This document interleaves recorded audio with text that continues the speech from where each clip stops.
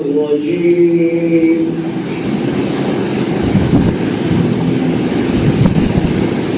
بسم الله الرحمن الرحيم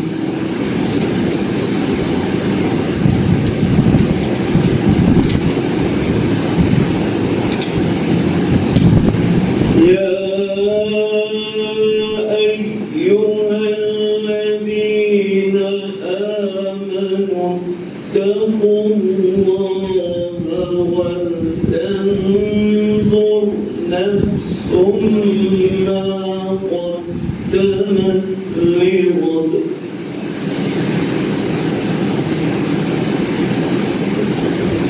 واتقوا الله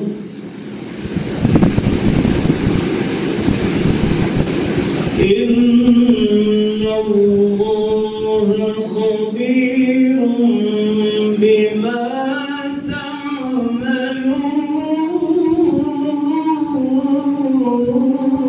تعملون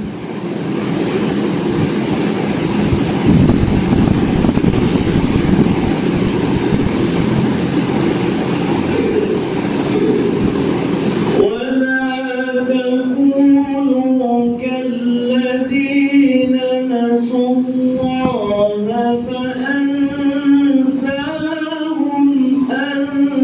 أنفسهم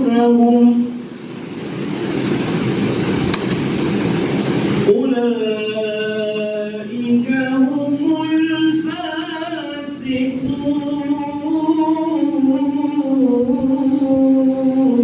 الفاسقون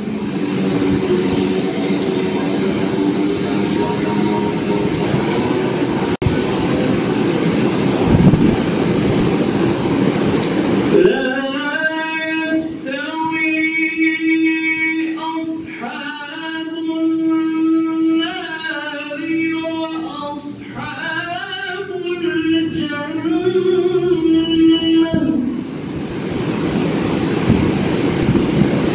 أصحاب الجنة هم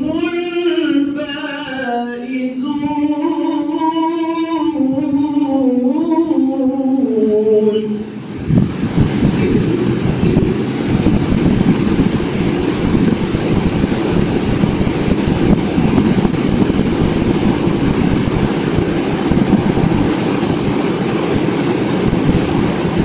لو أنزلنا هذا القرآن على جبل لرأيته خاشعا متصدعا من خشية الله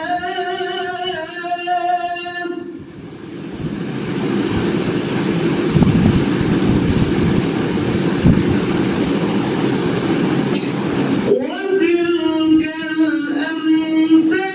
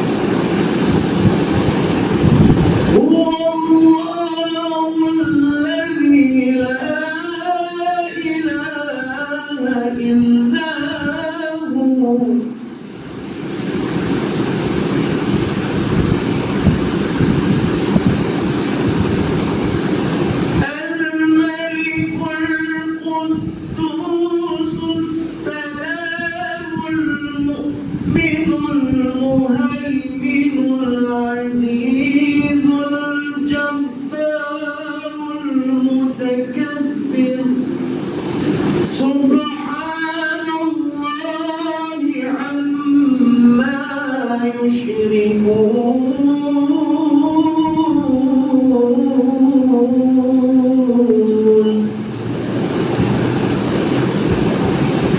هو الله الخالق البارئ المصور له الأسماء الحسنى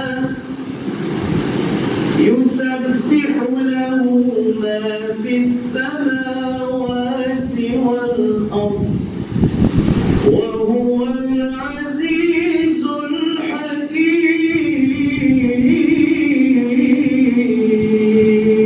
الحكيم صدق الله العظيم.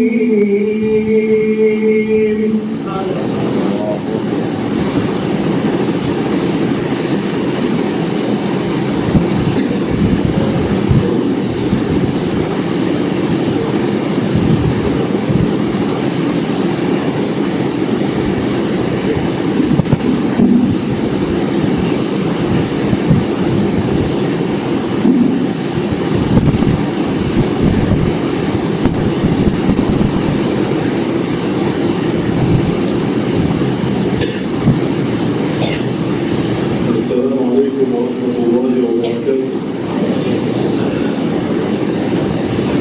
الحمد لله رب العالمين وصلى الله وسلم على سيدنا محمد الله الأمين وعلى آله وصحبه الطيبين الطاهرين. اللهم اجعل جمعنا هذا مرحوما وتفرقنا من بعده مغنوما. اللهم لا تجعل فينا شقيا ولا محروما.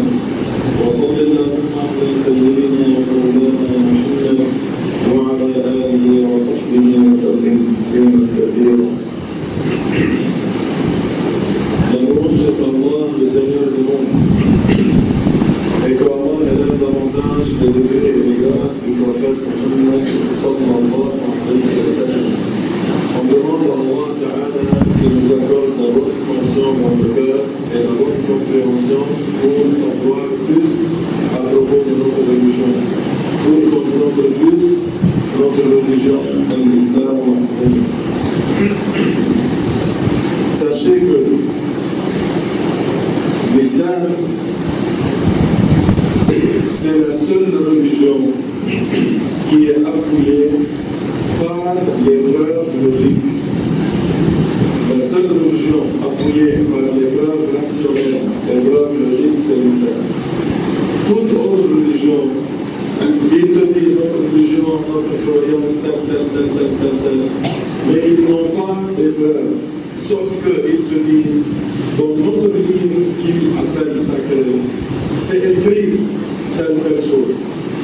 Mais si tu leur dis, je ne crois pas en votre livre, mettez-le à côté, et parlez-moi par les preuves rationnelles, ils sont bouche bée, ils n'ont plus rien dire. Est-ce que c'est clair? Toutes les autres religions, quand on invite les autres à leur croyance, tout ce qu'ils peuvent faire, c'est dans ce livre qu'ils appellent sacré, c'est écrit telle chose. Alors il faut croire à ça. Si tu leur dis, je ne crois pas à votre livre, mettez-le à côté, ils n'ont plus rien à dire, du tout. Ils n'ont pas de preuves rationnelles. Tandis que dans l'islam, si on sait que si on veut parler avec un idolâtre, avec un homme musulman, et on lui dit, Allah dit dans le Coran, il dira tout simplement, je ne crois pas au Coran. Si vous dites dans le hadith, le prophète a dit, ça se fait qu'il te dit, je ne crois pas au hadith. Est-ce qu'il y a un troisième moyen pour prouver l'authenticité de notre croyance? Oui, c'est quoi la preuve logique? Est-ce que nous sommes des philosophes? Non. Les philosophes, l'essentiel chez eux, c'est la logique. Tandis que Ahl-Sunnah, il utilise al-aql comme témoin pour le Coran et la Sunnah. Alors l'essentiel chez Ahl-Sunnah, ce n'est pas l'aql, c'est ce qui est venu. Dans le Coran et la Sunnah, mais sauf al-aql témoigne que le Coran et la Sunna sont vrais. Alors oui, tu peux parler avec un idolâtre, oui, tu peux parler avec un chrétien, un juif, sans dire Dieu dit dans le Coran, sans dire le prophète Mohammed a dit telle chose. Parce que le Coran et le hadith du prophète n'est pas commun entre nous. Son livre qu'il appelle Bible, et nous, le livre qu'il appelle Bible n'est pas commun. Il croit à ce livre, on ne croit pas. Alors, ce n'est pas quelque chose de commun. Le Coran, ce n'est pas commun. On croit en le Coran et il ne croit pas au Coran. Alors, ce n'est pas commun. Alors, si on enlève le Coran du débat et leur livre du débat, qu'est-ce qui nous reste de commun? C'est quoi le commun entre nous et les non-musulmans? La raison simple. La logique. Est-ce que ça s'est prouvé dans le Coran? Bien sûr, chers frères et sœurs. Allah dit dans le Coran, وَقَالُوا, les gens en enfer, وَقَالُوا لَوْ كُنَّا نَسْمَعُ أَوْ نَعْقِلُ مَا كُنَّا فِي أَصْحَابِ السَّعِيرِ. Quand ils seront demandés de leur séjour en enfer, ils diront, si on avait écouté la vérité et on a cru à la vérité, on ne serait pas dans le feu de l'enfer. Et si on a utilisé notre aql pour voir la vérité, pour déduire la vérité, nous n'aurons pas été dans l'enfer. Alors le aql, mon frère, a un poids dans la religion. Les sectes égarées, qu'est-ce qu'ils disent? Non aql, Coran et Sunna seulement. Le aql témoigne que le Coran et la Sunna sont véridiques. Quand tu dis non aql, qu'est-ce que tu dis du verset? Alors l'aql a un point et une preuve dans la religion. Si la personne qui dit seulement Coran, seulement Sunna, seulement, pas de aql, quand il voit un chrétien, le chrétien dit Jésus est le fils d'Allah. Le musulman qui dit seulement Coran et seulement Sunna, il lui dit Qala Allah Ta'ala lam yalid wa lam yulad. Alors le chrétien va lui dire tout simplement je ne crois pas au Coran. Alors il va lui dire le prophète a dit, le chrétien lui dit je ne crois pas à votre prophète. Alors ici il ne va plus utiliser ni le Coran ni la Sunna. Alors le débat est fini pour lui. Le débat est fini et il n'a pas réussi le débat. Tandis que le sunnite, qu'est-ce qu'il dit? Même si on n'a pas utilisé le Coran, ni son livre, ni le hadith du prophète, il y a encore un moyen pour prouver l'authenticité de la vraie croyance de l'Islam. Alors on ne peut pas mettre le aql à côté. Les groupes égarés, ils disent à leurs disciples, n'utilisez pas le aql. Tu sais pourquoi? Car leurs disciples, s'ils utilisent le aql, ils vont dévoiler leur shuyukh. Ils vont dévoiler leur shuyukh qu'ils ne sont pas sur le vrai chemin. Ils insultent l'intelligence de leurs disciples. Ils veulent que leurs disciples soient comme des moutons. Alors que nous, on vous apprend, si tu entends de ton chef quelque chose non conforme à la religion, laisse ton chef et suis la religion. Laisse ton chef et suis la religion. Le haqq a une priorité qu'il soit suivi que ton chef. Est-ce que vous avez bien compris? Alors, parmi les preuves rationnelles qui montrent que Ahl-Sunnah wal Jama'a détient la vraie croyance, écoutez bien. Premier point, l'existence d'Allah. Chaque boxe a un point, a un boxeur. Pour chaque écriture, un écrivain. Pour chaque constructeur, avec chaque construction, un constructeur. Ça ne se peut pas qu'il soit une écriture sans écrivain, ni un boxe sans boxeur, ni une construction sans constructeur.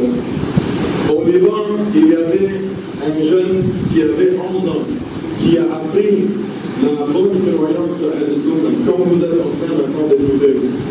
Il avait un prof athée qui ne croit pas en Allah. Et le prof athée était dans l'école en train de propager la croyance de l'athée, la croyance de l'athéisme. Alors, qu'est-ce qu'il disait aux enfants? Il disait aux enfants, ce monde est venu tout seul. Les êtres humains sont venus tout seuls, le soleil s'est venu tout seul, la lune est venue tout seul, les poissons, la mer, les océans, les cieux, les terres, ils sont venus tout seuls, il n'y a pas de créateur selon lui. Alors ce petit de Al-Sunna qui avait 11 ans, avec quoi il a défendu la religion? Pas avec un photo. Non, il a défendu la religion avec quoi? Avec les preuves de Al-Sunna wal Jama'a qui sont forts. Le ilm. Nous avons le ilm. Avec le ilm, on fait le jihad. Est-ce que vous avez bien compris? Alors, cet enfant, il a attendu quand la cloche a sonné et tout le monde est sorti à la récréation. Il est allé au tableau, il a dessiné un âne et il a écrit le nom de son professeur sur l'âne. Et il est descendu à la récréation. Quand les élèves sont montés, tu peux imaginer comment était l'ambiance, comment ils ont accueilli leur prof. Alors qu'il y a un âne, un dessin de l'âne sur le tableau avec le nom de leur prof dessus. Le prof est entré, la tête, et il était fou de rage. Il était en colère. Qui a fait ça? Qui a dessiné ça? Et personne ne savait. Qui a dessiné ça? Sûr et certain qu'un parmi vous l'a dessiné, il n'est pas venu tout seul. Certain qu'un parmi vous l'a dessiné. Alors notre frère qui avait 11 ans s'est mis debout et il a dit, monsieur, selon toi, selon ce que tu nous enseignes, il est venu tout seul. Et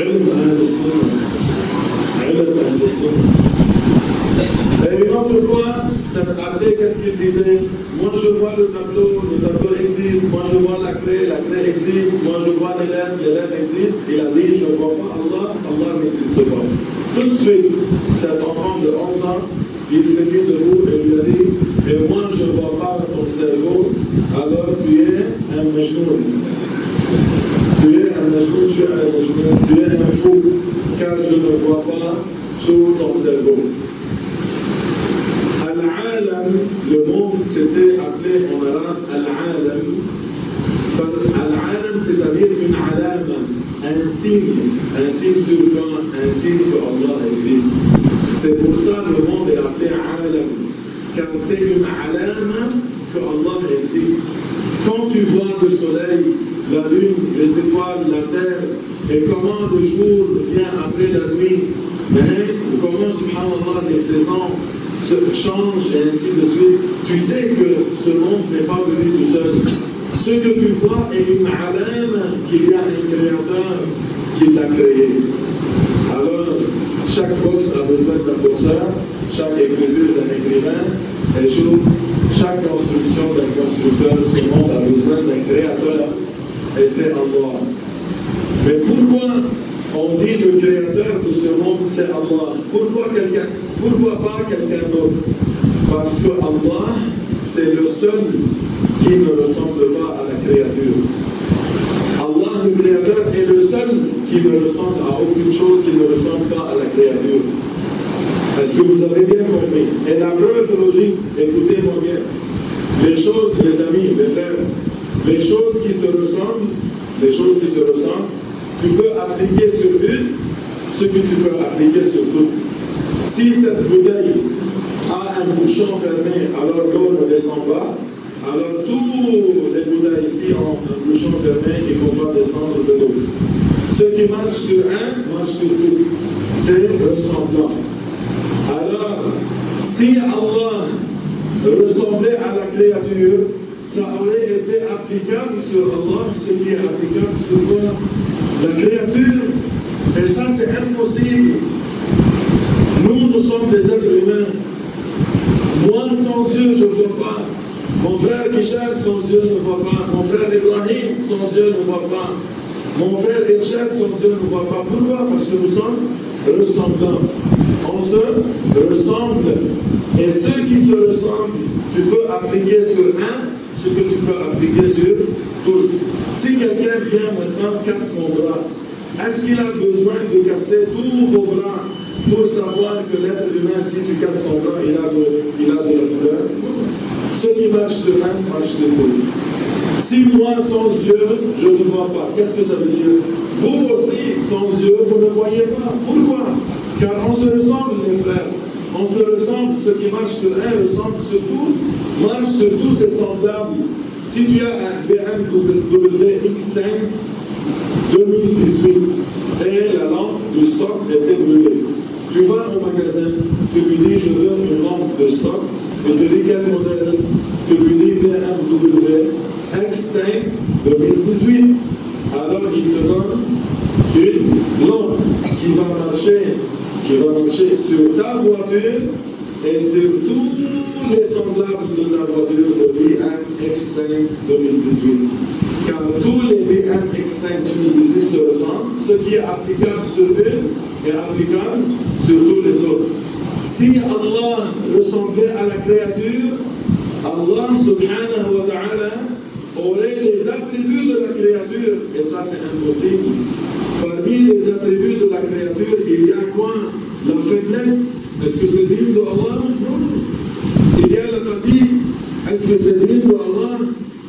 Non. Il y a la mort. Est-ce que la mort est digne de Allah? Non. Alors Allah ne ressemble pas à la créature.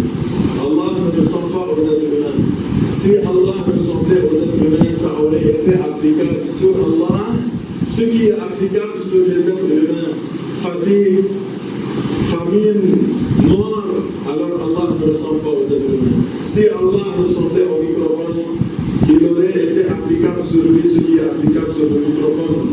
Est-ce que ça c'est dit de Allah? Non. Si Allah ressemblait au toit, alors ça aurait été applicable sur lui ce qui est applicable sur le toit, et ça c'est impossible. C'est pour ça Allah dit dans le Coran quoi? Il ne ressemble à aucune de ces créatures. C'est pour ça Ahl Sunnah wal Jama'a ils disent Allah ne ressemble à aucune des choses. Allah subhanahu wa ta'ala n'est pas un corps. Allah n'a pas une longueur. Allah n'a pas une largeur. Allah n'a pas une épaisseur. Allah n'a pas une pesanteur. Allah n'a pas une couleur. Allah n'est ni jaune ni rouge, ni noir ni blanc, ni transparent.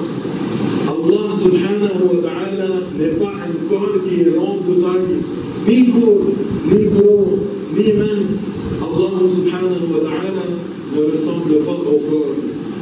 Ça c'est la croyance de Ahl Sunnah. Allah n'est pas un corps, il ne nous ressemble pas. Tandis que les kuffars comme Michelangelo, qu'est-ce qu'il a fait Michelangelo? Il a dessiné un vieux sur un nuage, entouré par des femmes qui ont des ailes. Il prétendait que ça c'est les anges, et celui qui est sur le nuage de Dieu, il dit ça c'est Allah. Il a dessiné sa main avec son doigt comme ça, vers en bas, et il a dessiné un autre être humain, mais jeune, entouré par des femmes qui ont des ailes, sur un nuage qui faisait comme ça. Alors celui qui est en bas, le jeune, il faisait comme ça, et celui qui était en haut, vieux, il faisait comme ça. Alors Michelangelo, le non-musulman, disait et croyait que le vieux est Allah, et Adam est le jeune. Car les chrétiens pensent que les êtres humains ont l'image de Dieu, et ça c'est pas vrai. Quand le prophète Mohammed a dit Allah a créé Adam sur son image, le prénom son S-O-N ne revient pas à Allah, mais plutôt revient à Adam. C'est comme si le prophète disait Allah a créé Adam sur l'image de Adam. Qui est celui qui a voulu que Adam ait 2 yeux par 4? Allah. Qui a voulu que Adam ait 2 bras par 5? Allah. Qui a voulu que Adam ait dans chaque main 5 doigts? Allah. L'image de Adam était créée par qui? Allah. Était voulu par qui? Allah. Allah a créé Adam sur l'image de Adam. Comment le prophète s'est exprimé? Il n'a pas dit Adam 2 fois, mais il a utilisé un prénom. Allah a créé Adam sur l'image, sur son image. Sur son image, l'image de qui? L'image de pas une image, Allah ne ressemble pas aux êtres humains. Est-ce que c'est bien clair? Alors Allah ne ressemble à aucune de ces choses. Allah n'est pas un corps. Écoutez-moi bien, la croyance de Al-Sunnah à propos de Allah, ce n'est pas un bricolage. Vous savez, c'est pas le bricolage. La croyance de Al-Sunnah n'est pas un bricolage. La croyance de Al-Sunnah, c'est un tanzir, c'est-à-dire exempter Allah de toute imperfection. Ce n'est pas al-tashbih, l'assimilation. Al-Sunnah ne sont pas mushabbiha, assimilateurs, mais plutôt ils sont des gens qui exemptent Allah de toute imperfection. Tanzihullah. Tanzihullah, c'est-à-dire Allah est exempt de toute imperfection. Alors, chers frères en islam, Allah n'est pas un corps. Est-ce que ce sujet est clair? Écoutez-moi bien. Écoutez-moi bien. La croyance de Ahl-Sunnah n'est pas un bricolage. Qu'est-ce que je veux dire par ça? Première chose, sachez qu'il n'y a pas un verset qui contredit un autre verset. Il n'y a pas un hadith qui contredit un verset, ou il n'y a pas un hadith qui contredit un autre hadith. Est-ce que c'est bien clair? Alors, maintenant écoutez-moi. Le prophète, alayhi salatu wa salam, qu'est-ce qu'il a dit? Il a dit au jour du jugement, Allah mettra en enfer un groupe de kuffars, après un groupe, et à chaque fois que l'enfer reçoit un groupe de kuffars, qu'est-ce qu'elle dit? Est-ce qu'il y a encore? Il y a de la place. Jusqu'à ce que Allah met le dernier groupe de kuffars par laquelle Jahannam va être remplie. Alors elle va dire qatl, c'est-à-dire qu'il n'y a plus de place, Mon frère, ce que Allah a offert pour l'enfer s'appelle en arabe qadamullah. Le qadam, mon frère, c'est que ce que tu offres. Moi, je m'en vais chez mon frère. Alors lui, il m'offre du thé avec du biscuit. Je reviens à la maison, mon frère, Cheikh Ahmed, me dit, Cheikh Gilles, qu'est-ce que notre frère t'a donné comme qadam? C'était quoi le qadam de Hisham? Est-ce qu'il demande son pied est 45 ou 46 ou 44? Est-ce qu'il porte 12 ou 11 ou 10? Le qadam de Hisham pour ses invités, c'est ce qu'il a offert pour ses invités. Il s'appelle qadam. Et en même temps, dans le dictionnaire arabe, le pied s'appelle qadam. Alors, selon le contexte, quand tu me dis Cheikh Ahmed a foulé son pied, et je te dis comment va le qadam de Cheikh Ahmed, alors bien sûr, je parle de quoi maintenant? De son pied. Mais quand je visite mon frère et il m'offre du biscuit avec du thé, et après ça, tu me dis c'est quoi son qadam? Est-ce que je te dis 44? Là, je te dis le biscuit et du thé. Est-ce que vous avez bien compris? Alors le prophète, comment il a exprimé ce que je vous viens d'expliquer? La langue arabe est vaste. Beaucoup parmi les gens sont dupés par des soi-disant chouyours qui ne comprennent même pas la langue. Où il dit de n'importe quoi sans savoir bien le sens des mots. Le prophète, tu sais qu'est-ce qu'il a dit? La même signification de ce que je te dis, mais comment le prophète s'est exprimé? Il a dit, au jour du jugement dernier, Allah mettra en enfer un groupe après un groupe de kuffars, et le feu de l'enfer, elle dira, est-ce qu'il y a encore plus, est-ce qu'il y a en plus, jusqu'à que Allah met dans l'enfer son qadam. Alors elle va dire, Ya Rab, c'est plein.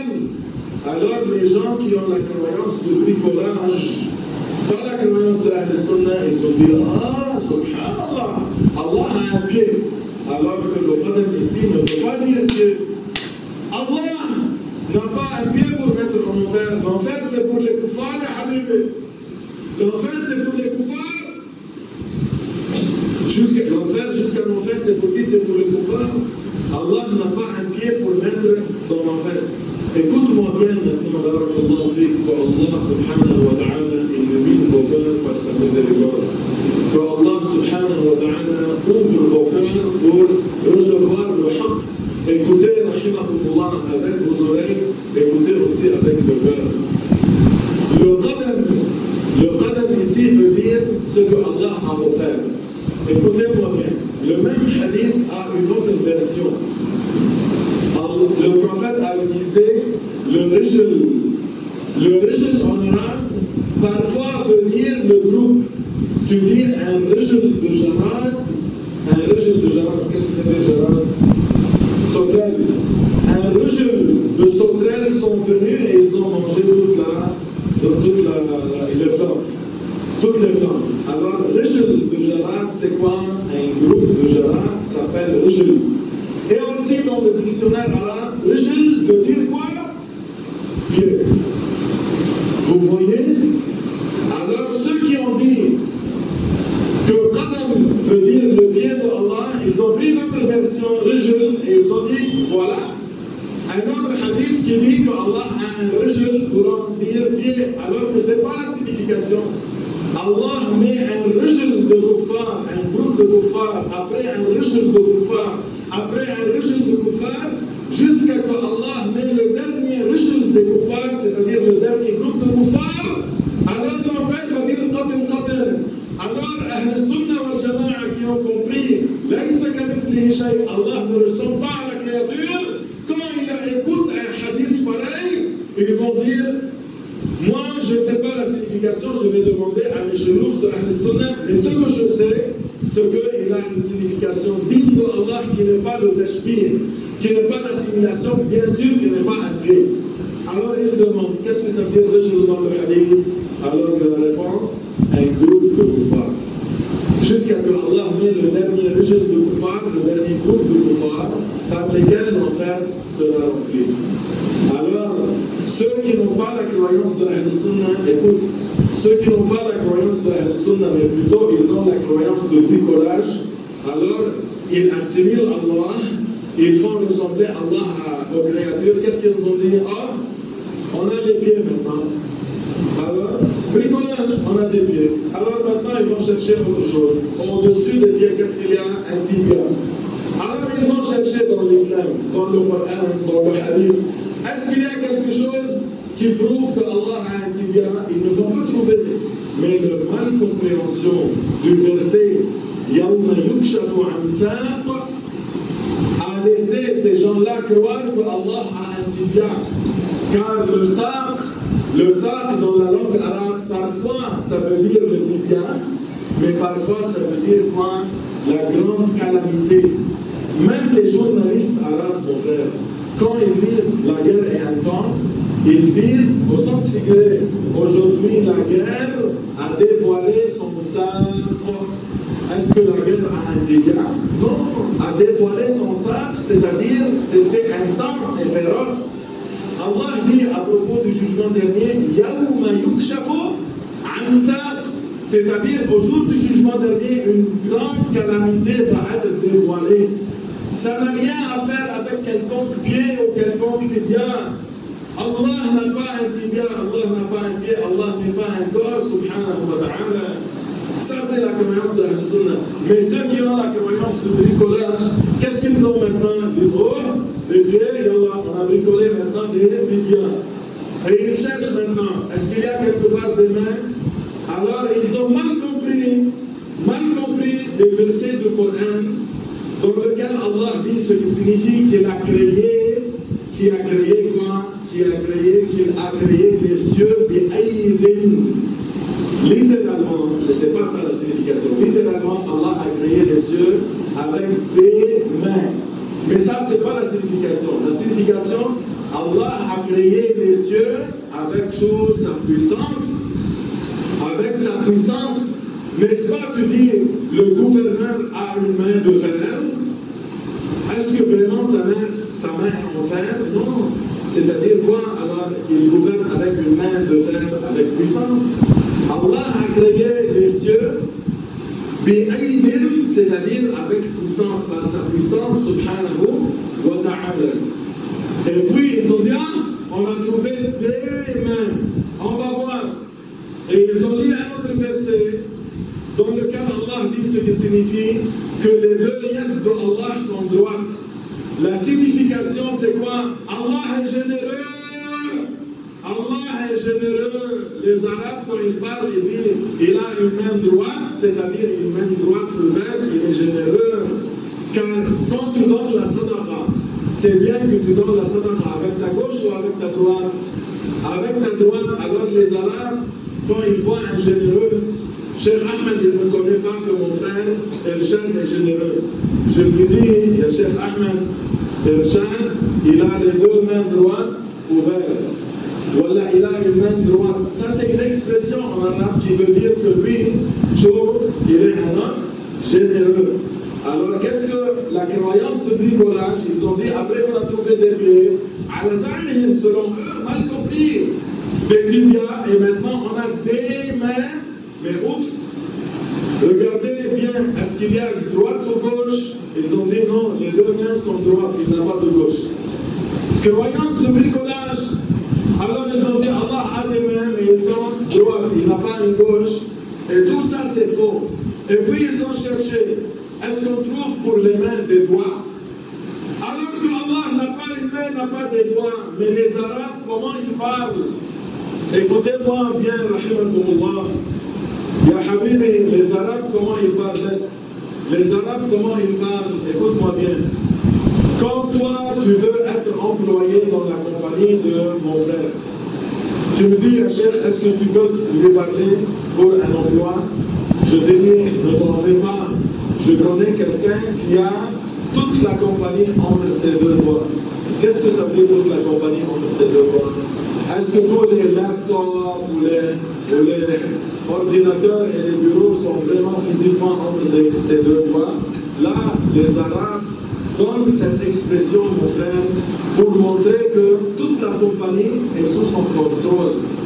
Alors, le prophète a dit, Qulub bani Adam, les cœurs des êtres humains, ils sont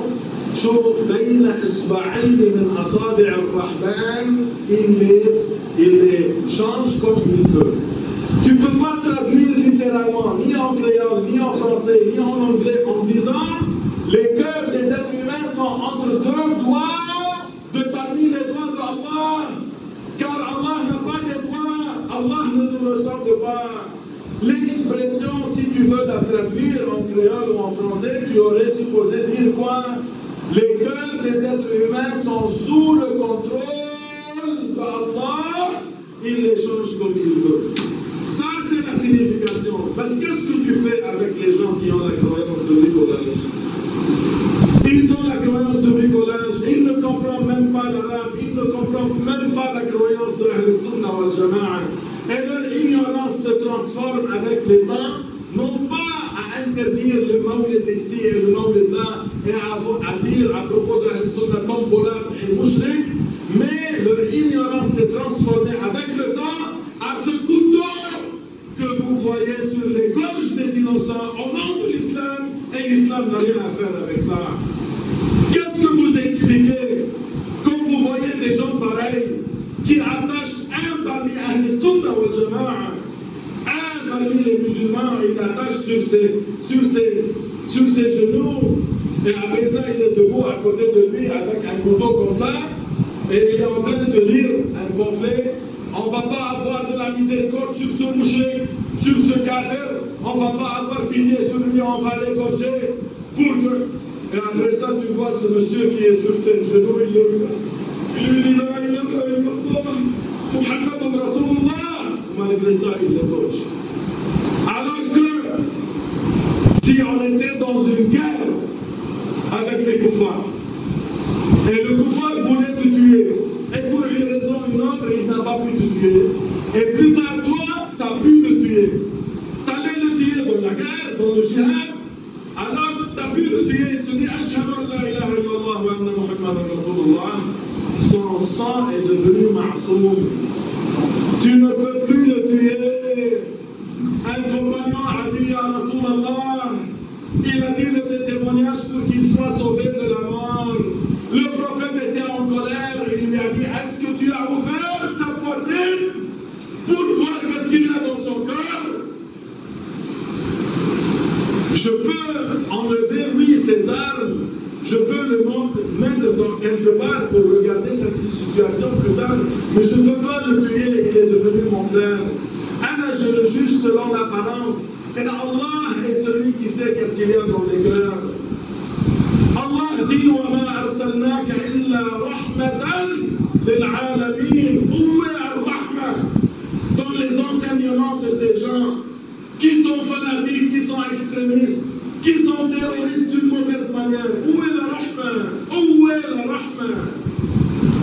Tu as trouvé un mécréant, sois miséricordieux envers lui. N'est-ce pas le prophète sallallahu alayhi wa sallam était miséricordieux, même envers les kuffars? N'est-ce pas le prophète voyait un coiffeur et le prophète lui disait, je vais te montrer quelque chose de bien. Il lui dit, c'est quoi? Il lui dit que tu témoignes qu'il n'est le Dieu qu'Allah. Muhammad est le messager d'Allah.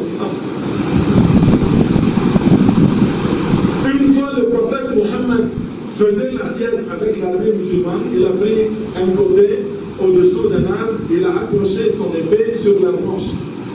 Il faisait la sieste, un mécréant est venu, il a pris l'épée du prophète et il l'a mis sur sa face, en face de sa face, de son visage honorable. Le prophète s'est réveillé, alors il lui a dit, à Muhammad, qui m'empêche de te tuer? Le prophète l'a regardé et lui a dit, Allah! Il lui a dit, Allah! La haïba du prophète Muhammad a fait que le mécréant, jour, perd le contrôle sur son épée. Le prophète l'a pris et il l'a mis de son visage. Il lui a dit, qui m'empêche de te tuer? Et il est mécréant. Qui m'empêche de te tuer? Alors il lui a dit, personne ne t'empêche. Il lui a dit, non, je te pardonne, je te laisse aller. Il est allé chez sa tribu, il a dit à sa tribu, je suis venu chez le meilleur des gens. Il leur a raconté qu'est-ce qui s'est passé avec Muhammad, toute la tribu. Ashhadu an la ilaha illallah wa anna Muhammadan Rasulullah. Wa ma arsalnaka illa rahmatan lil alamin. Alors ces gens-là, croyance de bricolage, ils ont fini maintenant, ils ont deux mains droites à gauche, ils ont maintenant chaud, ils ont maintenant des soi-disant droits, maintenant ils cherchent, jusqu'à que un parmi eux, il a dit, j'ai trouvé tout le bricolage du corps, sauf deux choses, le sexe et la barbe. Il a dit, j'ai pas trouvé le sexe et la barbe. Tandis que toute autre chose, bricolage, khalas, il ressemble aux êtres humains. Ça, c'est de la mécréance. Ça, c'est pas la aqida de Ahl Sunnah. Ils ont mal compris les textes. Qui était en France? Qui était en France parmi vous? En France, écoute-moi bien. En France, si tu me donnes, un rendez-vous, pas moi, je ne suis pas français, je parle franco-arabe, je parle. Mais pour les Français de la France, si moi je leur donne un rendez-vous que je vais venir à 6 h après-midi et je ne viens pas après-midi, alors le Français, tu sais comment il s'exprime, que toi tu n'es pas venu au rendez-vous, tu sais qu'est-ce qu'il dit? Chef Gilles m'a posé un lapin. C'est comme ça, c'est une expression, il m'a posé un lapin, c'est-à-dire quoi? Il n'est pas venu au rendez-vous. Tandis qu'un franco-arabe, un arabe qui parle français mais pas français, il va dire, non, t'es menteur, toi. Moi je connais Chef Gilles, il a une allergie sur les lapins. Il ne s'approche pas des lapins. Il lui dit, Habibi, Chef Gilles m'a posé un lapin, c'est-à-dire il n'est pas venu au rendez-vous. Non, regarde, je l'ai enregistré, ça a sorti de ta bouche. Chef Gilles t'a posé un lapin. Où est le lapin? Montre-moi le lapin. Tu lui dis, Habibi, il n'y a pas un lapin dans l'histoire. Ah oui, t'es menteur maintenant, hein? T'es menteur. On t'entend dire, il t'a posé un lapin, après ça tu dis, il n'y a pas un lapin. T'es menteur aussi. Ils n'arrivent pas à comprendre le dialecte et les expressions des Français quand ils parlent la langue française. Et la même chose pour les Arabes. Il y a beaucoup de gens qui étaient égarés car ils n'ont pas pris, mon frère, la science bouche-oreille. Avec une chaîne de transmission qui va vers le prophète. La plupart de ces gens égarés, tu sais c'est qui leur chef? Soi-disant chef Google, le fils de Wi-Fi. Chef Google est leur chef. Quand il veut quelque chose, il va et il voit à chaud les différentes scènes de beaucoup de personnes qui parlent de n'importe quoi. Alors il est bouleversé et il va dire non. Je ne vais plus entendre personne, c'est moi qui va déduire du Coran et du Hadith. Et il commence à s'imaginer des choses et il devient égaré. Au lieu de la religion, alors il dit, je ne vais plus entendre personne, parce que chaque secte, il dit, moi, je détiens la vérité. Alors il reste isolé, il n'apprend pas et il devient égaré. Mon frère, quand tu es malade et tu as besoin d'une chirurgie, n'est-ce pas, dans la société maintenant, il y a beaucoup de chirurgiens. Imagine que tu veux faire une chirurgie et après ça, tu regardes sur Google, par exemple, ou dans le hôtel téléphonique et tu vois 1000 chirurgiens à Île Maurice. Tu dis, oh, 1000 chirurgiens à Île Maurice, j'ai un couteau à la cuisine, je vais le faire à moi-même. Est-ce que ça c'est intelligent? C'est pas intelligent. Malgré qu'il y a 1000 chirurgiens ou 1000 qui prétendent être forts dans la chirurgie, Allah t'a donné un cerveau. Ne laisse jamais personne insulter ton intelligence. Subhanallah, avec ton cerveau, comme tu entends, c'est clair, tu dis Subhanallah, ça fait du sens. Et ce que vous avez entendu aujourd'hui fait que des centaines de personnes au Canada et en Amérique et en Europe entrent en islam. Pourquoi ils entrent en islam? Wallah, j'ai demandé à une femme qui est entrée en islam une fois, pourquoi tu es entrée en islam? Qu'est-ce qui t'a poussé à entrer, encouragé à entrer en islam? Elle m'a dit à Cheikh Gilles, j'ai trouvé en islam la croyance qui n'insulte pas la raison saine. La croyance de Al-Sunnah wal Jama'a. Ça fait du sens. Les gens n'entrent pas en islam parce que nous, les musulmans, on ne ment pas. Parce que eux autres, dans leur religion, ils disent aussi ne ment pas. C'est pas parce que les musulmans ne volent pas, parce que dans leur religion aussi, ils étaient appelés ne volent pas. Non pas parce que aime pour les autres ce que tu aimes pour toi-même, parce que les autres religions disent la même chose. Mais ce que les Sunnah ont et les autres n'ont pas, la plus grande chose c'est quoi? La croyance en Allah et en son messager. Ça ne fait pas de sens. Autre croyance de Ahl Sunnah, ça ne fait pas de sens. Tu vas m'apprendre que Adam a fait un péché et après ça Jésus a été puni pour ce péché. C'est comme moi, je brûle un feu rouge et il te prend à toi en prison ou il te donne le ticket à toi. Est-ce que ça fait du sens? Les gens savent ça. Comment tu expliques un micro et une montre et une bouteille d'eau, trois en une seule chose? Comment ça se peut que trois choses différentes soient une chose? Alors tu me dis, Dieu, Jésus et le Saint-Esprit sont un Dieu. Ça ne fait pas de sens. Mais quand tu entends, il n'a besoin de rien, tu dis, subhanallah. Avec le cerveau, tu dis, voilà ce que j'attendais à comprendre et à entendre. Alors, la ilaha illallah, Muhammad Rasulullah, sallallahu alayhi wa sallam. Alors, tout ça pour vous dire, Allah existe, Allah ne ressemble à rien. Barakallahu fikum. Écoutez maintenant le troisième point primordial. Cher, le troisième point, par la raison saine, par al-aql, ne laisse jamais quelqu'un égaré te dire, ah oui, t'es philosophe maintenant? Non, non, non, non. On a la preuve du Coran. Mais soi-disant maintenant, on parle avec quelqu'un qui ne croit pas au Coran ni à la Sunna. Est-ce que vous avez bien compris? Alors on utilise le aql. Car ces gens égarés, ils te disent, ah oui, tu parles comme les philosophes maintenant? Oui. Chez les philosophes, le aql est l'origine. Le principal, c'est l'aql. Ahl Sunnah, ils disent, le principal, c'est quoi? Le Coran et la Sunna. Et le aql témoignent qu'ils sont vrais. Est-ce que vous avez bien compris? Troisième point qui va vous donner la capacité de répliquer toutes les autres religions.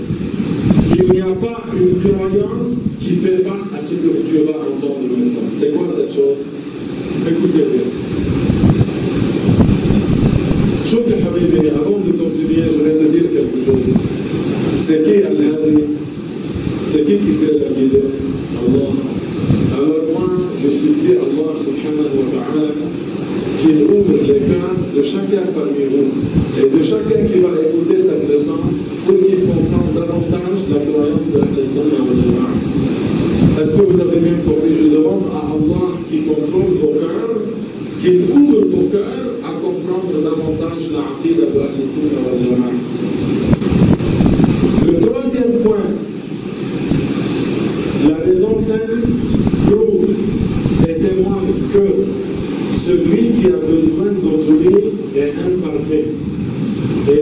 imparfait ne mérite pas l'adoration. Je répète, celui qui a besoin d'autrui, il est quoi? Il est imparfait. Et l'imparfait ne mérite. Pourquoi on dit il ne mérite pas l'adoration? Parce que si quelqu'un il veut adorer quelque chose qui ne mérite pas l'adoration, ça c'est son problème. Mais la question, est-ce que ça mérite l'adoration malgré qu'elle est faible et elle a besoin d'autrui? Non, elle ne mérite pas. Alors dites après moi, celui qui a besoin d'autrui est faible. Et le faible ne mérite pas l'adoration. Parce que si le faible méritait l'adoration, alors quelqu'un tout simplement va lui dire, pourquoi tu l'adores et il est faible? Moi je suis faible aussi, pourquoi tu m'adores pas? Tu adores quelque chose que tu t'imagines, tu adores quelque chose que tu fabriques avec tes mains, et il ne parle pas, il ne fait rien pour toi. Moi, si tu m'adores, ça peut qu'il lui dise, si tu m'adores, je vais te donner $20 chaque jour. Alors je suis plus utile de ce que tu es en train d'adorer. Alors le faible ne mérite pas l'adoration. Le faible ne mérite pas l'adoration. C'est pour ça qu'on vous dit Allah n'a besoin de rien. Est-ce que vous avez bien compris? Alors, regarde. Un homme vient et il te dit, Jésus est Dieu. Juste avec ce quelques mots que tu as appris maintenant, tu peux finir le débat, même si tu ne mémorises rien du Coran, même si tu n'utilises aucun verset du Coran. Comment? Tu sais qu'est-ce que tu me dis? Tout simplement, tu me dis, la raison simple témoigne que celui qui a besoin d'autrui, il est quoi? Imparfait, faible, imparfait. Et l'imparfait ne mérite pas l'adoration. Alors, est-ce que Jésus avait besoin de sa mère? Ben, il était dans le ventre de la mère, de sa mère. Est-ce qu'il avait besoin de sa mère? Il te dit quoi? Oui. Est-ce qu'il avait, Jésus, est-ce qu'il avait besoin de respirer? Est-ce qu'il avait besoin de dormir? Est-ce qu'il avait besoin de manger? Alors, la raison simple témoigne que celui qui a besoin d'autrui est imparfait. Et l'imparfait ne mérite pas l'adoration. Alors, Jésus n'est pas Dieu. Allahu Akbar. Juste à Ilm Ahl Sunna, chef, ça se voit. Ilm Ahl Sunna, c'est pas qu'une montagne. Que toutes les cornes des diables et des égarés se cassent sur cette montagne de Ahl Sunna. Subhanallah. Un homme qui adore les pères, ça se peut qu'il te dit oui, mais Jésus n'avait pas un père. Alors Allah est son père selon lui. Tu lui dis, Adam, Allah l'a créé sans père ni mère. Et on ne dit pas qu'il est le fils de Dieu. Ève, Allah l'a créé sans père ni mère. Et on ne dit pas qu'elle est la fille de Dieu. La première poule n'avait ni père ni mère. Le premier poisson n'avait ni mère ni père. Le premier lion n'avait ni mère ni père. Mais voilà. Si un idolâtre, quelqu'un qui adore les idoles, il fabrique les idoles avec sa main, et il le met dans le coin, il allume une bougie et il dit ça c'est mon créateur. Alhamdulillah que Allah a ouvert notre cœur pour la croyance de l'islam. Chouf ya chef, s'il te dit, il amène un idole et il te dit ça c'est mon Dieu, mon Seigneur, ça c'est Dieu, il te dit, et il le met dans le coin. Tu lui dis, est-ce que cette idole avait besoin de quelqu'un pour le fabriquer? Oui, n'est-ce pas, il y a quelqu'un qui l'a modelé, qui a quelqu'un qui l'a sculpté, alors il a besoin d'un sculpteur, d'un modeleur, d'un fabricateur, et celui qui a besoin d'autrui, il est imparfait, ne mérite pas l'adoration. Et maintenant, tu as mis, soi-disant, ton Seigneur au coin avec une bougie. N'est-ce pas, il a besoin d'un gardien, d'un voleur qui veut voler? N'est-ce pas que tu vas mettre ton Seigneur au coin et tu vas mettre un gardien pour cette idole, pour qu'il ne soit pas volé? Voilà. Alors, un idole qui a besoin d'un gardien est quoi? Imparfait. Et l'imparfait ne mérite pas l'adoration. Tandis que Allah n'a besoin de rien. Habibi, si tu fais le bien, qui va profiter? Toi, pas Allah. Toi, tu profites, le zawal, tu vas être, Inch'Allah, sauvé au jour du jugement et dans la tombe. Si tu fais le bien, Allah ne profite pas. Et si quelqu'un il fait les péchés, Allah n'est pas mis par ses péchés. Allah n'est pas détruit ni nuit par la mécréance des mécréants. Celui qui insulte Allah, lui, il va être nuit, pas Allah. Allah n'a besoin de personne et de rien. Allah n'a pas besoin des prophètes, ni des musulmans, ni des mécréants. Celui qui fait le bien, il fait le bien pour lui-même. Et celui qui fait mal, il fait mal contre lui-même. Tandis qu'Allah a dit dans le Coran, فَإِنَّ اللَّهَ غَنِيٌّ عَنِ الْعَالَمِينَ. غَنِيٌّ عَنِ الْعَالَمِينَ, mon frère, c'est-à-dire Allah n'a besoin d'aucune de ses créatures. Allah n'a besoin d'aucune de ses créatures. Voilà, je vais continuer à parler sans des preuves du Coran maintenant, juste par la raison. Alors le chrétien qui dit Jésus est Dieu, on l'a répliqué. Maintenant le juif vient et il te dit, le juif, il te dit Dieu est un corps et il est assis sur le trône. Il dit Allah a créé les cieux et les terres dans 6 jours et dans le 7e, un jour du samedi, il s'est reposé sur le trône, sur son dos. Regardez-moi, moi je suis assis sur un trône, disons, ok? Je suis assis sur le minbar. N'est-ce pas, j'ai besoin du minbar pour s'asseoir dessus? N'est-ce pas? N'est-ce pas, vous êtes assis sur le sol, vous avez besoin du sol pour s'asseoir dessus? Et celui qui a besoin d'autrui est quoi? Imparfait. Et l'imparfait ne mérite pas l'adoration. Allah n'est pas assis sur le trône. Celui qui est assis sur quelque chose, il a besoin, et Allah n'a besoin de rien. Allah existe. Avant le trône, son trône, et après qu'il l'a créé, il ne l'a pas besoin. Et Allah subhanahu wa ta'ala n'est pas comme ils disent les chrétiens, il habite dans les cieux. Là, moi maintenant, avec vous, on habite cette mosquée. Est-ce qu'on a besoin de cette mosquée pour être dedans ou non? On a besoin, et celui qui a besoin d'autrui est, et l'imparfait ne mérite pas l'adoration. Allah n'habite pas les cieux. Alors Allah existe sans endroit. Qui a créé l'endroit, la place? Allah.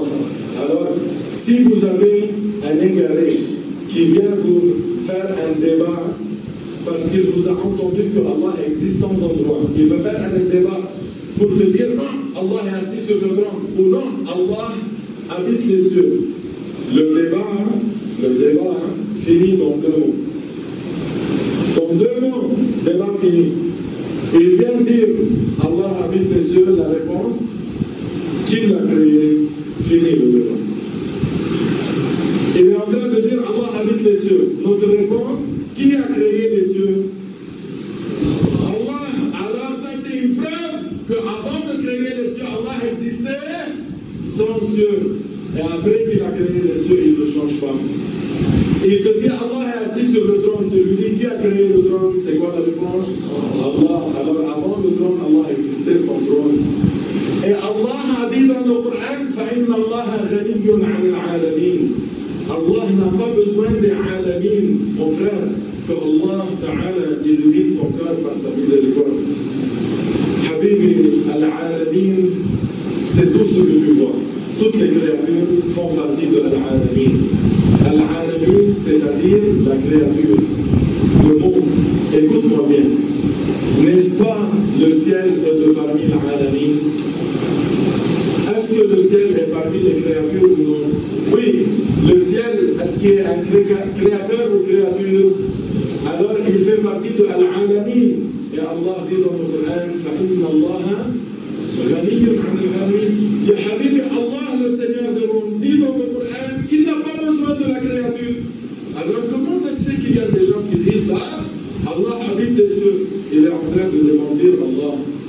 Alors il te dit quoi?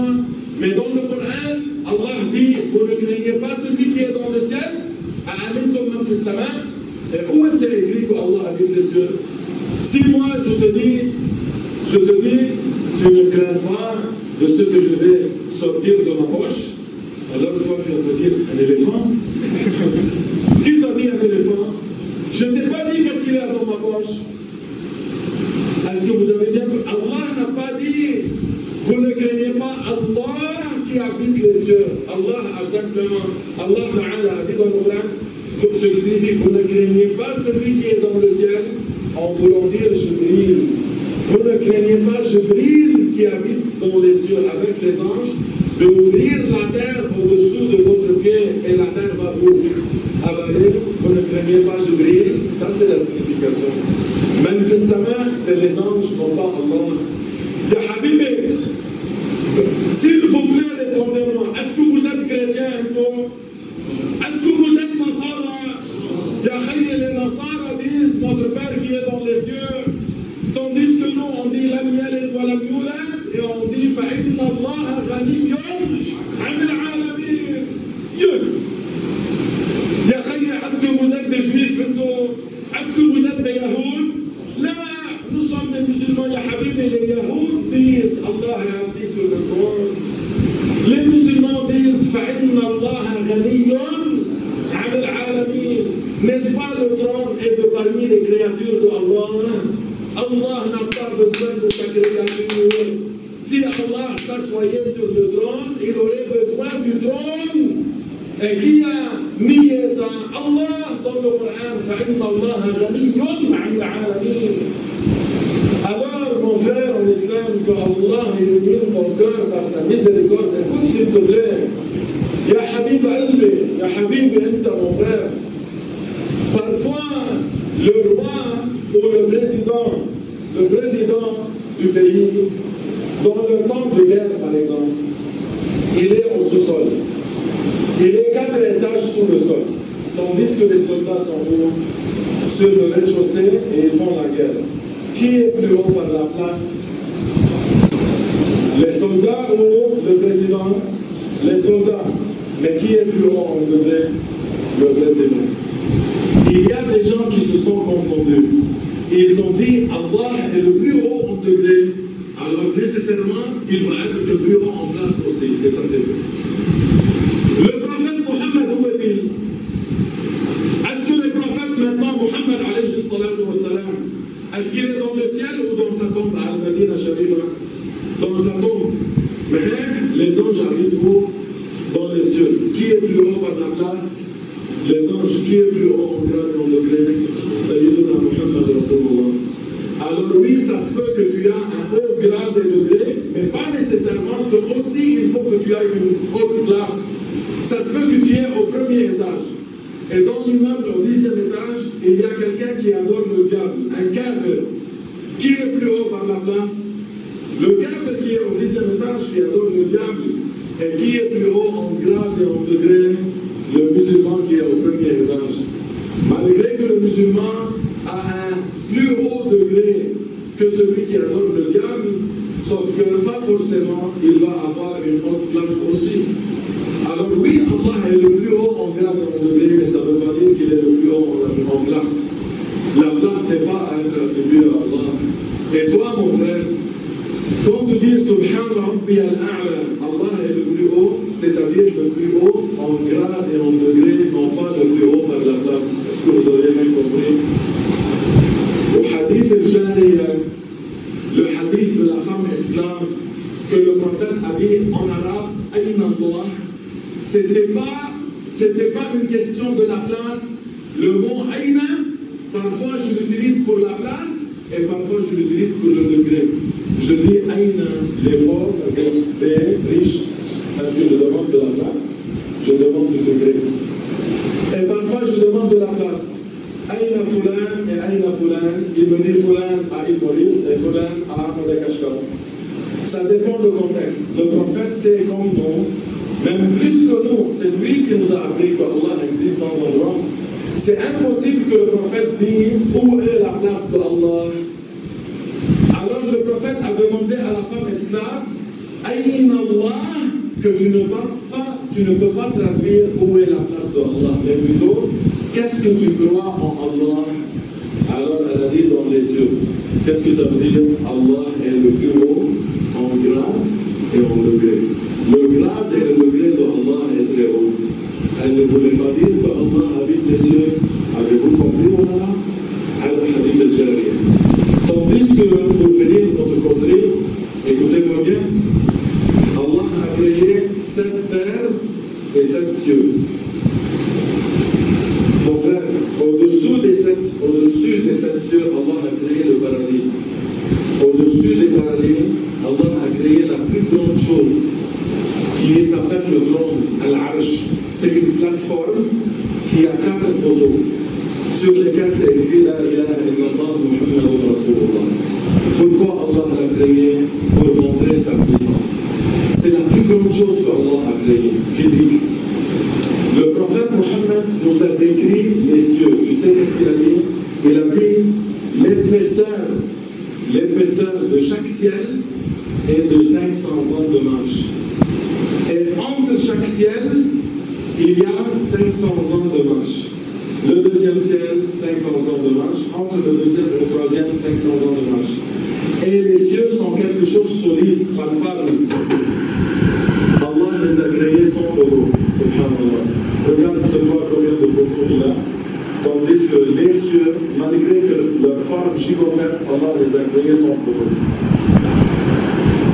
Au-dessus des 7 cieux, Allah a créé le kursi.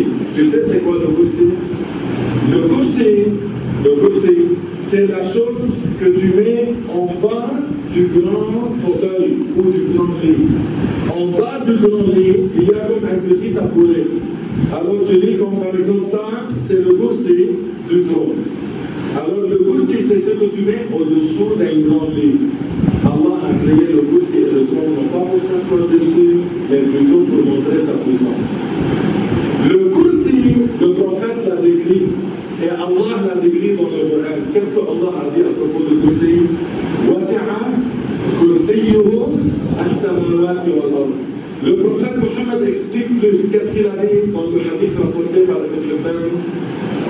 Écoutez s'il vous plaît. Il a dit les cieux et les terres. Par rapport au kursi, ils sont comme un anneau dans une terre déserte. Et les cieux, ils sont minuscules à côté du kursi. Et le kursi, par rapport au trône, est aussi comme un anneau dans une terre déserte. Les cieux sont beaucoup plus petits que le kursi, et le kursi est beaucoup plus petit que le trône. La question, mon frère, maintenant que tu connais la grandeur et l'ampleur du trône, maintenant le trône est porté par combien d'anges? 4 anges. Au jour du jugement, ils seront 8. Le prophète a vu les anges. Tu sais qu'est-ce qu'il a dit? Il a dit la distance entre le lobe d'oreille et l'épaule de chacun parmi eux, c'est la distance parcourue par un oiseau qui vole à vive allure dans 700 ans de vol sans arrêt. Juste d'ici, jusque-là, 700 ans. Imagine de la tête de l'ange jusqu'à ses pieds, combien? Pour ça, c'est celui qui porte. Alors que dirais-tu du porté? Que dirais-tu du trône lui-même? Combien le trône est grand, est très grand, gigantesque. Maintenant, rahimakumullah, maintenant que Allah subhanahu wa ta'ala illumine vos cœurs par sa miséricorde, que Allah subhanahu wa ta'ala ouvre votre cœur pour la vérité. Écoutez-moi bien. Qui a voulu pour le trône qui est aussi gigantesque que ça, de ne pas tomber sur le paradis, les cieux, les terres et les écraser? Qui l'a contrôlé dans cette place? Allah. Qui l'a dominé? Qui n'a pas voulu que le trône tombe sur nous? Allah istawa sur le trône, c'est-à-dire Allah domine et contrôle le trône dans cette place. Le mot istawa ici, ça ne veut pas dire assis comme les sectes égarés disent. Le mot istawa, mon frère, le mot istawa dans le dictionnaire arabe a 15 sens. Parmi les sens de istawa, il y a la nourriture istawa dans le four. Le poulet istawa dans le four. Qu'est-ce que ça veut dire? Le poulet est devenu quoi? Est devenu prêt à manger. Le fruit, le litchi, istawa, c'est-à-dire est devenu mûr. Ces sens ne sont pas libres d'Allah. Istawa, parfois, veut dire se mettre debout. Comme par exemple, quand le imam veut commencer la prière, après l'iqama, qu'est-ce qu'il vous regarde et vous dit? Istawa. Quand il vous dit istaou, vous êtes debout. Quand il vous dit istaou, c'est-à-dire allongez-vous, soyez debout comme il faut. Alors, imagine qu'il y a 1000 musulmans qui sont debout, ils sont en train d'attendre l'imam de dire Allahu Akbar. Et l'imam, avant qu'il dise Allahu Akbar, il dit istaou. Alors tu vois les 1000 personnes s'asseoir. Istawa ici, c'est-à-dire mets-toi debout, non pas assis-toi. Et le mot istawa parfois ça veut dire assis, mais on a dit assis c'est pas digne d'Allah. Et le mot istawa parfois ça veut dire dominer, c'est digne d'Allah. Contrôler, digne d'Allah. Préserver là-haut, digne d'Allah. Ça se peut que tu me dis, c'est pour ça que Allah a dit Ar-Rahman ou sur quoi istawa? Sur le trône, parce que le trône est la plus grande des créatures. Alors si Allah contrôle la plus grande créature, à plus forte raison, Allah contrôle toutes les créatures. Car toutes les créatures sont quoi? Plus petites que le trône. C'est pour ça, mon frère, Allah a mentionné le trône. Sinon, la signification, Ar-Rahman, la signification, Ar-Rahman ala al-masjid istawa. Ar-Rahman ala la mer istawa. Ar-Rahman ala les êtres humains istawa, ala les djinns istawa, ala les anges istawa, ala les voitures istawa, ala les bateaux istawa, ala les oiseaux istawa, ala les poissons istawa, ala les créatures istawa.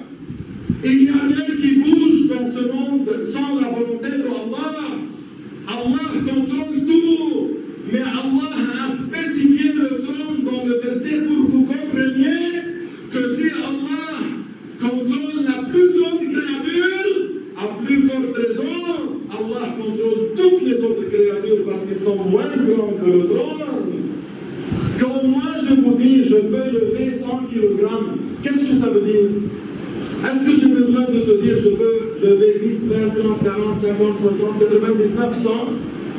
Si tu es intelligent et tu l'es parce que tu es parmi Ahl-Sunnah. Ça c'est une preuve que vous êtes intelligent. Quand je te dis je peux lever 100 kg, qu'est-ce que tu comprends mon frère? Que je peux lever tout le poids qui est moins que 100 kg. Et quand Allah dit Allah contrôle le trône, qu'est-ce que tu comprends?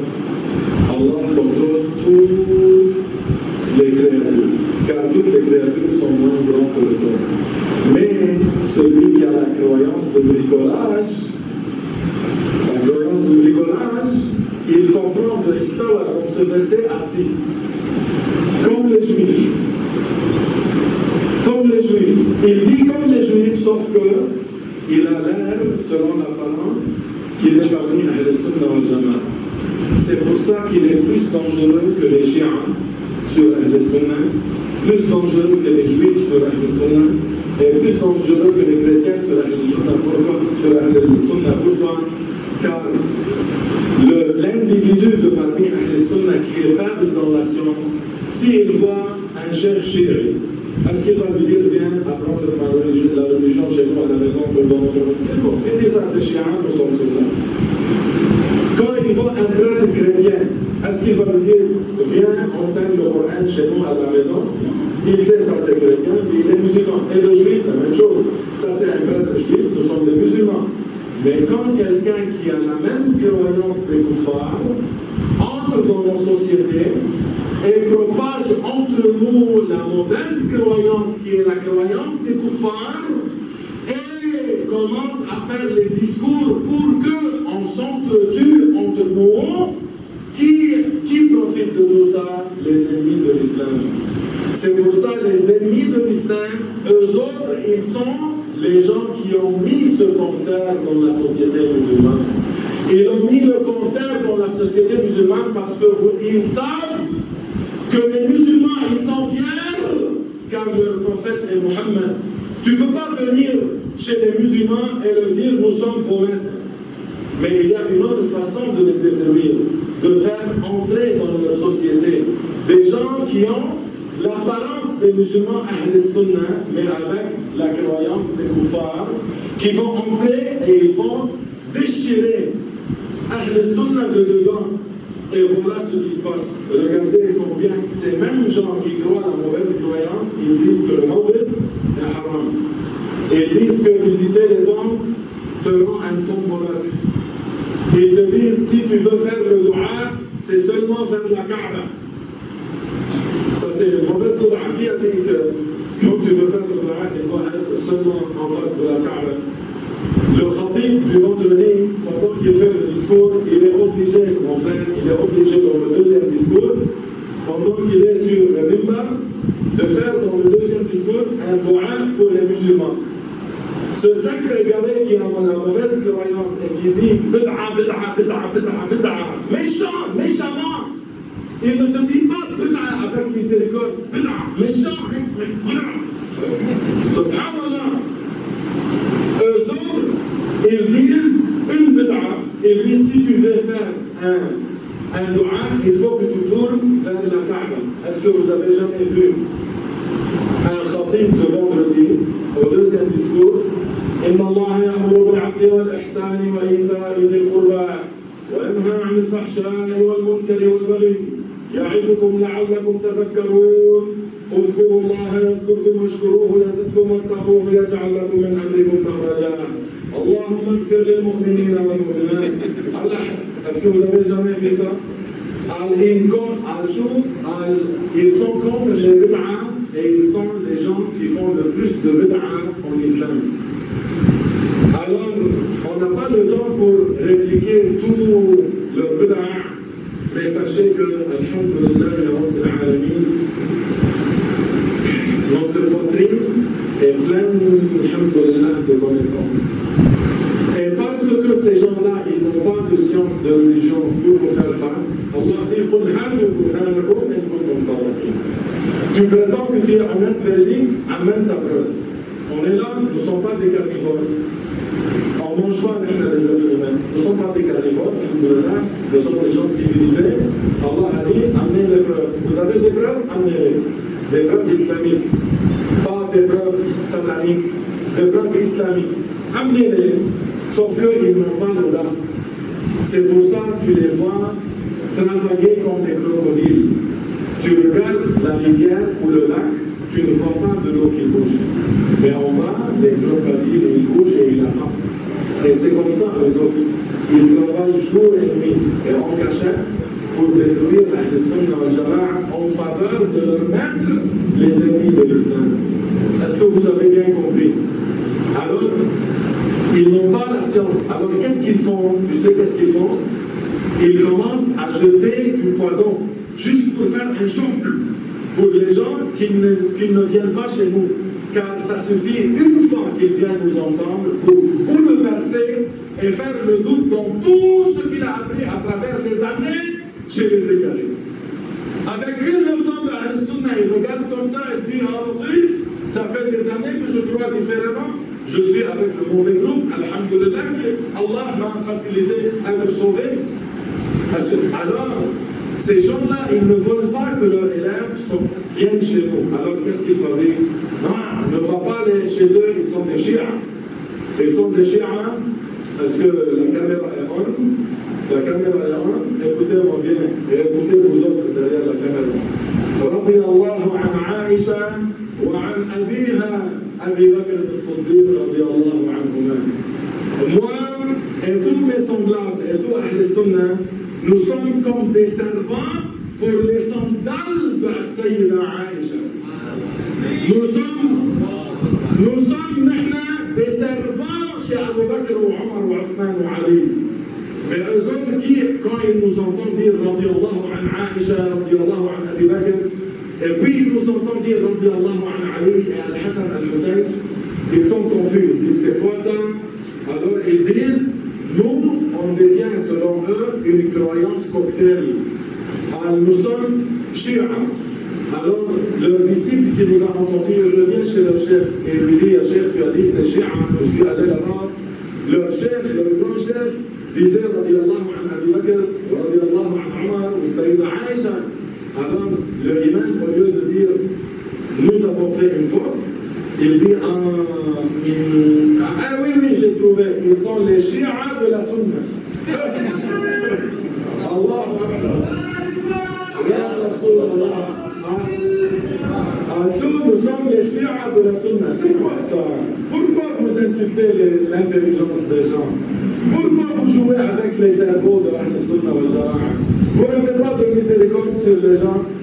Pourquoi vous attribuez à nous des choses qui ne sont pas parmi nos attributs? Vous combattez beaucoup de choses qu'on fait, comme le Milad al-Nabi. Ça, c'est un Milad al-Nabi. Nous avons lu le Coran, halal ou haram. On parle du prophète et de la religion, halal ou haram. On va distribuer quelque chose à manger et boire, halal ou haram. Est-ce que quelqu'un ici voit une danseuse parmi nous? Est-ce que quelqu'un ici voit de la peau ou de la viande du porc, du cochon pour manger? Est-ce que vous voyez du whisky ou de la bière? Mais eux autres, parce qu'ils sont sales dans leur tête, ils sont sales dans leur tête. Quand ils sont à côté des musulmans, dans les mosquées des musulmans, regarde leur Snapchat quand ils sont à London. Civil ou cool, ou parfois ils vont en Europe et autres pour faire un zina et boire de l'alcool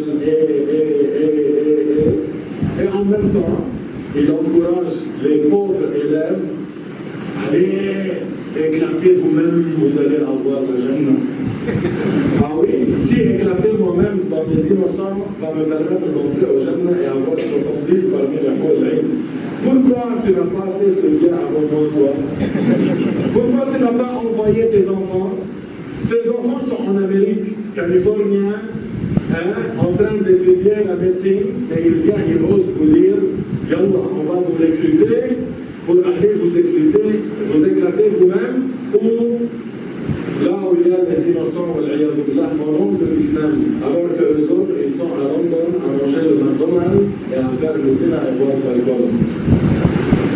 Ils jouent avec leurs disciples, ils ne craignent pas Allah, ils sont de concert dans la société de Ahl Sunnah wal Jama'a, ne les écoutez pas. Avez-vous compris? Restez sur l'amour du prophète alayhi salatu wassalam. Restez sur l'amour de notre très belle religion. Et acquérissez plus la science de la croyance. Ce qui fait peur à ces gens égarés, c'est la science. C'est pour ça qu'ils vous empêchent d'aller prendre la science en disant ils sont des chiens, on ne va pas là-bas. Et parfois, tu sais qu'est-ce qu'ils disent? Ces gens-là, ils ne vont pas faire le Hajj. En Arabie, ils ont une Kaaba au sous-sol de leur mosquée, ils font le Hajj ici à l'île Maurice. N'importe quoi, juste pour choquer les gens, tu vois. Ils utilisent ce concept de choc. Pourquoi? Pour que toi, tu veux rien savoir. Je veux rien savoir, je ne vais même pas aller les écouter. Je ne suis pas avec ces gens, ni ces gens, je ne veux rien entendre, je ne veux plus entendre. Tu as compris qu'est-ce qu'ils ont fait? C'est pour ça qu'ils mettent du choc dans la société. Ne soyez pas choqués. What you see is what you get. Un visage. Avec cette croyance très belle d'Ahl Sunnah wal Jama'a, que Allah nous accorde la motivation et la puissance et la persévérance et la sincérité en propageant la science de la religion. Quand les autres recrutent un parmi vous pour aller éclater lui-même dans un pays, le minimum 20 000 $ dans son compte de vente et dans son compte de banque. Si elle recrute 3 personnes chaque mois, dans 10 mois, il y a combien? 600 000 $. 600 000 $ à jouer avec les cœurs des musulmans, à jouer avec les musulmans, à insulter leur intelligence pour remplir l'agenda des ennemis de l'islam. Alors faites attention. Chacun parmi vous a une mère qui aime bien, Chacun parmi vous a un père qui l'aime bien. Nous avons des enfants. Est-ce que vous acceptez que quelqu'un vienne changer, quelqu'un vienne occuper nos enfants et les faire tuer injustement? Là, Allah. Alors prenez soin de l'un l'autre, aimez l'un l'autre. N'ayez pas des chicanes avec l'un l'autre. Allah dit mon frère, si moi je te déchire et toi tu me déchires, qui va applaudir les sectes égarées, les ennemis de l'islam? Combattez le shaitan et combattez l'ennemi de Ahl Sunnah en aimant l'un l'autre, en s'entraidant à faire le bien entre nous. Est-ce que c'est bien compris? أسأل الله تعالى أن ينور قلوبنا برحمته. أسأل الله تعالى أن يبارك لنا في مجلسنا هذا. أسأل الله تعالى أن ينصرنا على من عادانا. أسأل الله تعالى أن لا يدع منا ذنبا إلا غفره، ولا مريضا إلا شفاه، ولا عيبا إلا ستره، ولا هما إلا فرجه، ولا كربا إلا رفعه برحمته سبحانه وتعالى. فالله تعالى vous accorde tous de voir le prophète Mohammed sallallahu alayhi wa sallam. qu'Allah vous accorde tous d'aller visiter Al-Madina Sharif Al-Munawwara. qu'Allah vous accorde tous d'aller se mettre debout en face de la tombe du prophète et de lui dire Assalamu alayka ya sayyidi ya Rasulallah. qu'Allah subhanahu wa ta'ala vous accorde de saluer Sayyidina Abu Bakr radiyallahu anhu et Sayyidina Umar radiyallahu anhu et Sayyidina Othman dans le Baqi' al-Sharif, et qu'Allah fait que nous soyons sous la bannière du prophète Mohammed au jour du jugement dernier. Et qu'Allah nous accorde la shafa'a du prophète Mohammed sallallahu alayhi wa sallam au jour du jugement dernier. والله أعلم وأحكم. اللهم تقبل منا ببركة إن الله وملائكته يصلون على النبي يا أيها الذين آمنوا